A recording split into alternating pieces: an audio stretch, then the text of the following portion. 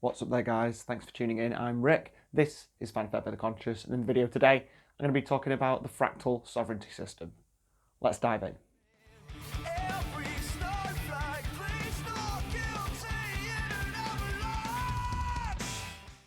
Today we're going to be talking about a method of self-organisation which has been pioneered by nature herself, and it's called the fractal sovereignty system. And it's just my interpretation of what I've seen in the world and my understanding of how nature itself functions on all levels, from the microscopic to the macroscopic.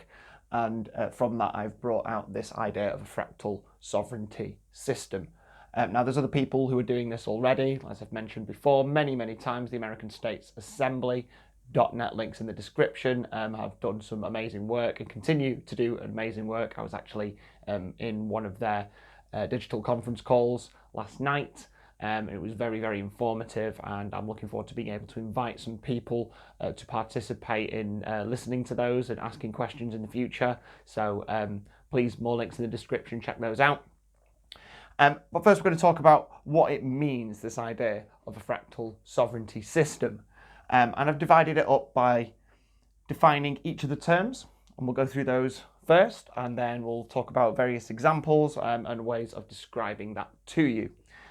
So what is a fractal? Well, fractals are infinite series of self-similar patterns, and you can see these, as I mentioned them in one of my previous videos. I'll put a link up above so you can go and check that one out. But if you do just want to go on YouTube and look for a Mandelbrot zoom, Mandelbrot, I'll write that up there for you as well, so you can go and check that out. That gives you an idea of what a fractal is in mathematical terms. So what is sovereignty? Well, sovereignty is complete dependence and self-governance, self-determination, self-dominion, so to speak, the ability to have control over your own borders. And what's a system? Well, a system is a group of interacting, interrelated, or interdependent elements forming a complex whole. And this is especially in the case of organisms as a whole, or as a group of physiologically or anatomically related organs or parts. So it's an interacting series of elements, basically.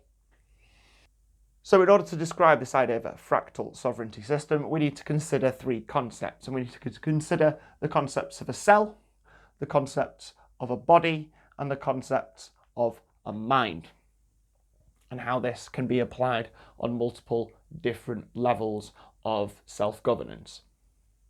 So what is a cell? Well, a cell is an individual unit with its own sovereignty and its own self-dominion, its own self-determinism, and it's accepted to be part of a greater whole.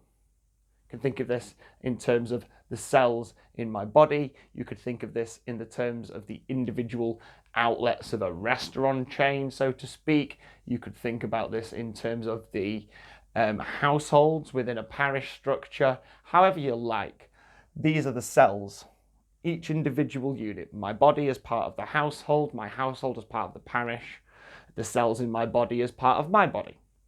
These are all individual cells accepted with its own self-dominion, but also being part of a greater whole. So what is the body then? The body is the greater whole, of which all these cells are components. So the greater whole is comprised of individual cells gathered together to serve the collective sovereignty of all within its borders. So again, my body is composed of cells. Each cell controls what goes on within its own borders, but again, considered to be part of the greater body. The mind. Now, the mind is the thought process by which the body determines how best to sustain, enrich, and protect the sovereignty of all within its borders. So mind is the decision-making process, the thoughts, the structure. The mind itself is the structure which makes those decisions with regards to the self-sovereignty of all the individual cells when gathered as part of the greater body. Again, each individual cell can be considered to have its own mind, and the cells themselves are gathered into a greater body, which also has a greater mind, so to speak. So let's have a look at the various different divisions of this. I did say it was a fractal sovereignty system, so the same idea of cells and bodies and minds should be applicable on multiple different levels with the same self-similar structure.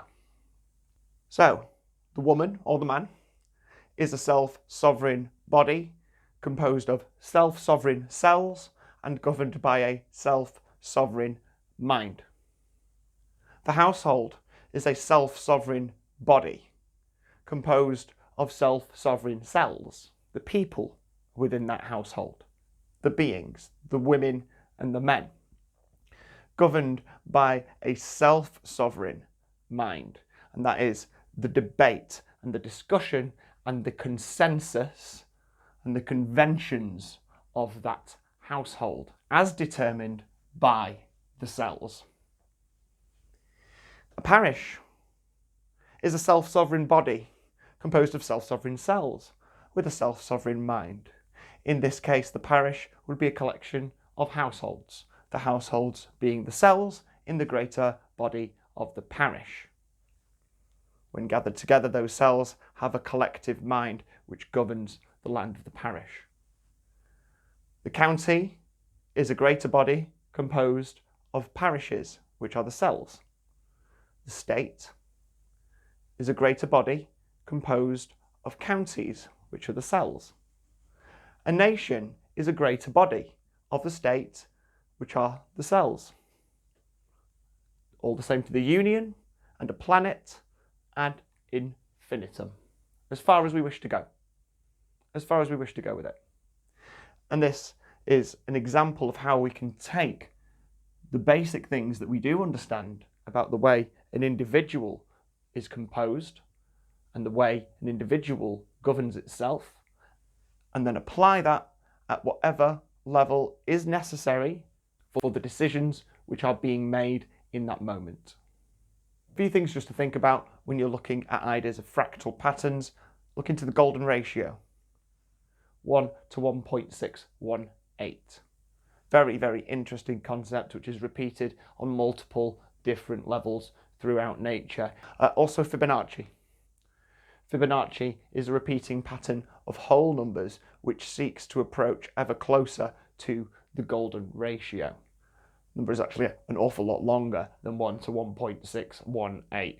Not sure if it's actually been calculated to the end of it yet, but Fibonacci is a sequence whereby if you take any two numbers and compare them, you get ever closer through the sequence to the golden ratio itself. And we're going to bring this full circle to the law of nature, because I've always talked about natural law being the law above all laws, because it comes direct from God. And the only way we should be structuring any codified self-governance system is via the law of nature. Hence, fractal sovereignty.